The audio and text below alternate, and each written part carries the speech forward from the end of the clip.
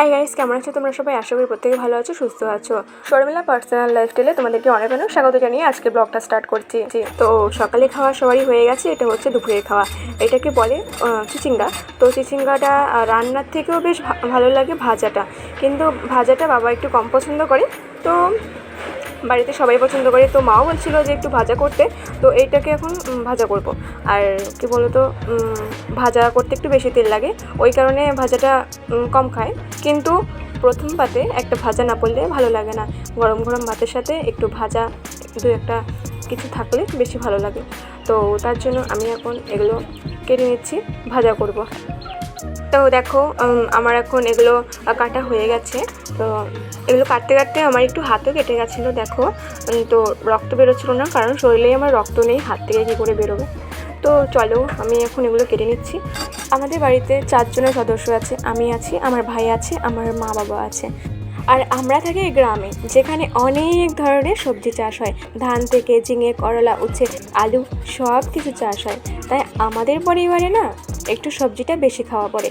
শুধু আমাদের পরিবার বলতে না, আমাদের পাড়ায় প্রত্যেকের বাড়িতেই অনেকগুলো করে তরকারি রান্না করা হয়, কারণ ভাতের পরিমাণের থেকে তরকারিটা সব একটু বেশিই খায়। তো যার জন্য আমি অনেকগুলো চিচিঙ্গা কেটেছি ভাজা করার জন্য। আর যেহেতু আমার চিচিঙ্গাটা কাটা হয়ে গেছে, তাই আমি এখন তাড়াহুড়ো করে একটু আগুনটা ধরিয়ে নিচ্ছিলাম, কারণ যেহেতু আমার ভাজাটা কাটা হয়ে গেছে, তাহলে বসে থেকে আর লাভ নেই। তাড়াতাড়ি করে নিচ্ছি, আগুনটা ধরিয়ে ভাজাটা চাপিয়ে দেবো, তাহলে আমার কাজটাও তাড়াতাড়ি হয়ে যাবে। তো এখানে আমি আগুনটা ধরিয়ে দিয়েছি, আগুনটা আস্তে আস্তে ধরছে। আর এইদিকে চিচিঙ্গাটা কেটে রেখেছিলাম, সেই চিচিঙ্গাটা ধুয়ে নিচ্ছি। 2-3টে ধোয়া দিয়ে দিতে হবে, যাতে ভালো করে পরিষ্কার হয়ে যায়। যদিও চিচিঙ্গার মধ্যে কোনো ধরনের ময়লা থাকে না, তাও ধোয়া দিতে হয়। আর তাড়াতাড়ি রান্না করতে হবে, কারণ আমার বাবা মানে কাজে গেছে। তো কাজ থেকে এসে ভাত খাবে, কারণ সকালে কাজে গেছে, আর 11টার মধ্যে আবার চলে আসবে। তো দেখো আমি আগুনটা ধরিয়ে নিয়েছি। তো এখানে কড়াইটা গরম হয়ে গেছে। তো যে চিচিঙ্গাটা আমি কেটে রেখেছিলাম, সেই চিচিঙ্গাটা আমি এখানে কড়াইয়ের উপরে দিয়ে দিয়েছি। এই চিচিঙ্গাটা হালকা একটু সেদ্ধ হবে, কারণ এখন এই চিচিঙ্গা তো একটু শক্ত শক্ত থেকে যায়, আর চিচিঙ্গাটা নতুনই বেরিয়েছে, একটু ওষুধ টষুধ দেওয়া থাকে, ওই কারণে সেদ্ধ করে নিচ্ছি।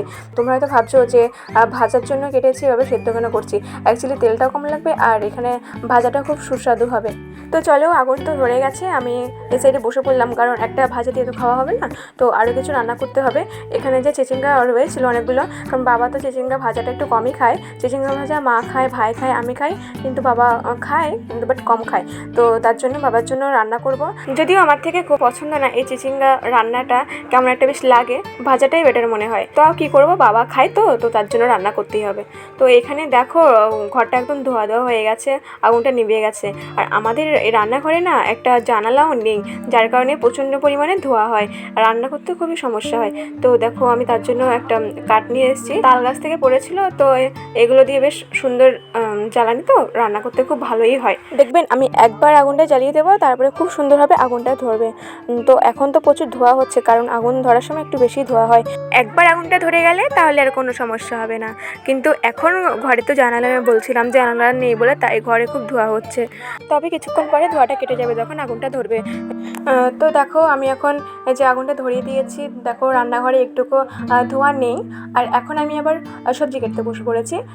যেহেতু বলছিলাম তোমাদেরকে আমার বাবা চিচিঙ্গার রান্নাটা বেশি পছন্দ করে, যার জন্য আমি রান্না করবো চিচিঙ্গার। এই চিচিঙ্গার রান্না আমার ভাই পছন্দ করে না, আমি পছন্দ করি না, মাও পছন্দ করে মোটামুটি, কিন্তু বাবার মতো অতটাও পছন্দ করে না। কিন্তু বাবা যে এত ভালোবাসে এই রান্না খেতে, জানি না কী করে খেতে পারে। ও যাই হোক, বাবার জন্য রান্না করতে হবে। তো আমাদের বাড়িতে তো অনেকগুলো করে তরকারি খাওয়া পড়ে। তো বাড়িতে যেহেতু রান্না হয়, তো খেতে হয় আমাদেরকেও। চিচিঙ্গা, তারপর লাফা, এসব কমই পছন্দ করি। তো যাই হোক, খেতে হয়, তার জন্য দেখো চিচিঙ্গাটা ছাড়িয়ে নিয়েছি, ছাড়িয়ে গোল গোল করে কেটে নিয়েছি, আর গোল গোল করে তারপরে কেটে ওইটার মাঝখান দিয়ে করে ফেলা দিয়ে লম্বা লম্বা করে কেটে নিয়েছি। কাটা হয়ে গেছে, তাই সাথে সাথে ধুয়েও নিয়েছি। আর আমি রান্না চাপিয়ে দিয়েছিলাম, কিন্তু এখনও চালটা দিইনি, তাই আমি গিয়ে চালটা মেপে নিয়ে এসেছি আর ধুয়ে নিয়ে এসেছি একবারে। তো এখানে আমি হাঁড়িতে দিয়ে দিচ্ছি, কারণ একদিন হয়েছিল কি, আমার বাবা রান্না করছিল, আমি জোগাড় করে দিয়ে গেছিলাম। তো বাবা বলছিল যে সর, আমি রান্না করব। তো আমি চলে গেলাম মাঠে, আর এখানে এসে দেখি আমার বাবা কেলেঙ্কারি কাজ করেছে। আমি তো চাল মেপে দিয়ে যাইনি, আর আমার বাবা সারা তরকারি রান্না হয়ে গেছে, দুটো তরকারি রান্না করেছে, আর ওইদিকে হাঁড়িতে জলই গরম হচ্ছে। আমরা ভাত খেতে এসেছি, দেখি যে হাঁড়ির মধ্যে না আছে চাল না আছে ভাত।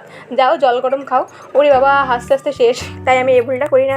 তো সবার আগে আমি চালটা তাই দিয়ে দিচ্ছি। তো চালটা দিয়ে এদিকে যে চিচিঙ্গা সেদ্ধ হচ্ছে, তো এখানে আমি আলুটা কেটে নিচ্ছি। চিচিঙ্গা দিয়ে আলু দিয়ে ঝোল করব। চিচিঙ্গা এক্সট্রা রান্না করলে ভালো লাগে না, তাই আলুটা দিচ্ছি, ভালো লাগবে খেতে। আর দেখো, আমার এই ভিডিওটা দেখে তোমরা একটা জিনিস শিখতে পারবে যে তাড়াতাড়ি করে এক হাতে কীভাবে রান্না করছি আর এক হাতে কীভাবে কাটাকুটা করছি।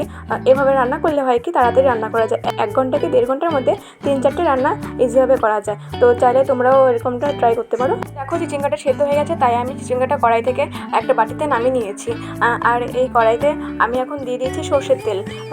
ভাজা করবো তো, তাই সর্ষের তেল দিয়ে দিলাম। তো গরম সর্ষের তেলের ওপরে আমি এই যে সেদ্ধ করা চিচিঙ্গাটা রেখেছিলাম, সেই সেদ্ধ করা চিচিঙ্গাটা দিয়ে দিচ্ছি। আর আমি যখন সেদ্ধ করেছিলাম চিচিঙ্গাটা, তখন আমি নুন, হলুদ, লঙ্কা কিছুই দিইনি। তো আমি এখন এখানে স্বাদ মতন লবণ দিয়ে দিচ্ছি। তো দিয়ে নেড়ে চেড়ে নিচ্ছি। আর একটু হলুদ দিয়ে দেবো। তো এখানে আমার কৌটোতে হলুদ শেষ হয়ে গেছে। অ্যাকচুয়ালি আমি অল্প অল্প করে হলুদ নিই, কারণ বেশি করে হলুদ নিলে না বেশি করে খাওয়া পড়ে। তো তাই আমি অল্পই নিয়েছিলাম। তো এই যে আমি হলুদ দিয়ে দিয়েছি, আর এখানে আমার চিচিঙ্গাটা ভাজা হয়ে যাচ্ছে। তো যেহেতু হলুদের কৌটোটা নামিয়ে নিয়েছি, ছোটো কৌটোটাতে হলুদগুলো ভরে নিচ্ছি, যাতে দ্বিতীয়বারের ওপর থেকে নামাতে না হয়। তো এখানে হলুদটা নিয়ে নিয়েছি। আর যেহেতু এখানে চিচিঙ্গা ভাজাটা হচ্ছে, তো আমি এখানে আলু এখনও কাটা কমপ্লিট হয়নি, তাই আলুগুলো কেটে নিচ্ছি। লম্বা লম্বা করে দিচ্ছি আলুগুলো, চিংড়ির সাথে রান্না করবো তো তাই। তো এখানে আলু কেটে নিয়েছি, আলুগুলো আমি এখন ধুয়ে নিচ্ছি। আলুগুলো 2-3টে ধোয়া দিয়ে দিতে হবে। তো এখানে আমি আলুটা ধুয়ে নিয়েছি। আর দেখো আলুটা কাটা হয়ে গেছে, ধোয়াও হয়ে গেছে। যেহেতু সবজি কাটা কমপ্লিট হয়ে গেছে, তাই এখন আমি এই যে রান্নাঘর আছে, রান্নাঘরটা একটু গুছিয়ে নেব। আর এখানে চিংড়ি ভাজাতে আমি একটু পেঁয়াজ কুচি দিয়ে দিয়েছি, যাতে টেস্টটা ভালো আসে। আর এখানে আমি রান্নাঘরটা কুড়িয়ে নিয়েছি। আর এই যে পাতাটা ছিল, এগুলো সব উনুনের উপরে দিয়ে দিয়েছি। বালতিটা বাইরে রেখেছি, কারণ বালতিটা খালি হয়ে গেছে। তো দেখো এখানে উনুনটা খুব সুন্দর করে জ্বলছে। আর আমার এই যে চিচিঙ্গা ভাজাটাও হয়ে গেছে। তো আমি এখন এই চিচিঙ্গা ভাজাটা একটা বাটিতে নামিয়ে নিচ্ছি। আর এদিকে দেখো ভাতটাও হয়ে এসছে, তাই ভাতের ঢাকনাটা সরিয়ে দিলাম, যাতে ভাতগুলো পড়ে না যায় নিচে। তো দেখো আমি এখানে তেল চাপিয়ে দিয়েছি কড়াইতে, তরকারি রান্না করবো তার জন্য। কিন্তু এখানে হঠাৎ করে ভাই এসে বলে যে ডিম ভাজা খাবে। তো ভাইয়ের জন্য একটা হাঁসের ডিম ছিল, তো হাঁসের ডিমটা খাঁচা থেকে পড়ে ফেটে গেছিলো। সেই ডিমটা এখানে আমি দেখো ভাজা করে নিচ্ছি। পেঁয়াজ কুচিয়ে নিয়েছিলাম, একটু লঙ্কা কুচিয়ে নিয়েছিলাম।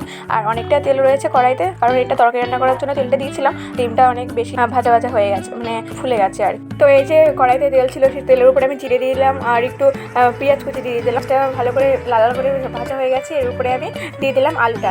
আর এখানে আমার ভাতটা হয়ে গেছিলো, তাই মাও চলে এসেছে বলতে বলতে। তো মা ফ্যান ধরাতে দিয়েছিল। আর এখানে আমি আলু নাড়াচাড়া করেছিলাম। তো কিছুক্ষণ ভাজা ভাজা হওয়ার পরে একটু লবণ দিয়ে দিয়েছি। তারপর আলুটা একটু নাড়াচাড়া করে, আর এই যে তারপরে দিয়ে দিলাম আমি এই চিচিঙ্গাটা একটু পরে দিয়েছি, কারণ আগে দিলে তাহলে আলুটা ভালো একটু ভাজা করা তো না। আর এই পাশে দেখো অনেকগুলো উচ্ছে কেটে নিয়েছি আমি। তো উচ্ছেটা একটু ভাজা করব, আর কারণ কালকে রাতের একটু বড়া করেছিল, চিমের দানার বড়া। আর ওই কড়াইয়ের মধ্যে অনেকগুলো তেল ছিল, তাই ভাবছিলাম একটুখানি কিছু ভাজা করেই নি। তো এখানে দেখো আমি উচ্ছে কেটে নিয়েছি, আর উচ্ছের মধ্যে একটু লবণ দিয়ে একটু হলুদ দিয়ে মাখিয়ে নিয়েছি। আর কড়াইতে তেলটা গরম হয়ে গেছে, তাই কড়াইয়ের মধ্যে আমি দিয়ে দিলাম উচ্ছেগুলো, কারণ এখন অনেক গরম পড়ছে, আর গরমের মধ্যে একটু তেতো তেতো খেলেও ভালো, তাই একটু উচ্ছে ভাজাটা করেই নিলাম। তো দেখো দুটো উনুনে রান্না চাপিয়ে দিয়েছি। আর এখন এই দুটো উনুনে রান্না করতে খুব কষ্ট আর প্রচণ্ড গরম লাগে। তো যাই হোক, এখানে আমি হলদি দিয়ে নিই, তো একটু পরিমাণ মতন হলদি গুঁড়ি দিয়ে তারপরে আলুটা নেড়ে চেড়ে নিলাম। আর এই সাইডে আমার উচ্ছে ভাজাটা একটু নেড়ে চেড়ে দিচ্ছিলাম, কারণ ওই সাইড থেকে নাড়তে খুব কষ্ট হচ্ছিলো, তো তাই ওই সাইডে চলে গেছি। আর রান্নাঘরে খুবই ভাপসানো গরম। তো যাই হোক, এখানে আমার তরকারিতে একটু জল দিয়ে দিচ্ছি। একটু জল দিয়ে কষালে তাহলে আলুটা একটু ভালো করে কষানো হয়, আর একটু সেদ্ধটাও ভালো হয় আলুটা। তো আর একটু জল দিয়ে কষিয়ে নিয়েছি। তো এদিকে আমার উচ্ছে ভাজাটা হয়ে গেছে। তো আমি যেই বাটিতে ডিম ভাজা নিয়েছিলাম, সেই বাটিতেই উচ্ছে ভাজাটা তুলে নিচ্ছি। তো এখানে উচ্ছে ভাজাটা নামিয়ে নিয়েছি, দেখো উচ্ছে ভাজা।